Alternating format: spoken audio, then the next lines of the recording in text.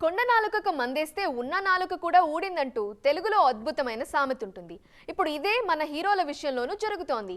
Pan India అంటూ fans కి దూరం అయిపోతున్నారు. అతి జాగ్రత్తకు పోయి ఉన్నది పోగొట్టుకుంటున్నారు. మరి ఎవరా హీరోలు, వాళ్ళ సమస్య ఏంటి? ఇదే ఇవాల్టి ఎక్స్క్లూజివ్ స్టోరీ.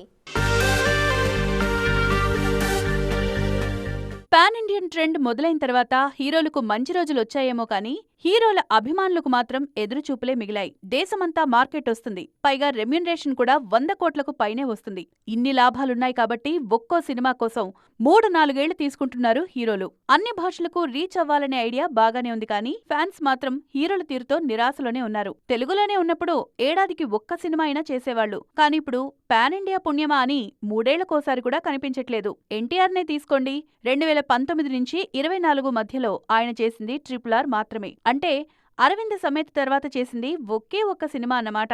రామ్ చరణ్ పరిస్థితి ఇలాగే ఉంది. 2019లో వినయ్ విధేయ రామలో నటించిన ఆయన ఆ తర్వాత 4 ఏళ్లలో ఒకే సినిమా చేశారు, అదే RRR. మధ్యలో ఆచార్యలో నటించిన అది గెస్ట్ అపీరెన్స్ మాత్రమే.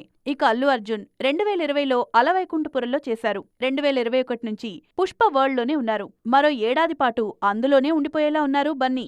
చరణ్, ఎన్టీఆర్, బన్నీ ముగ్గురు పాన్ ఇండియన్ సినిమాల కోసమే కెరీర్లో బాగా స్లో అయ్యారు. మరోవైపు ప్రభాస్ మాత్రం దూకుడు మీదున్నారు. కరోనా తర్వాత రాధేశ్యామ్, ఆదిపురుష్, సలార్ వచ్చాయి. రాజాసాబ్, కల్కి, సలార్ 2 లైన్లో ఉన్నాయి.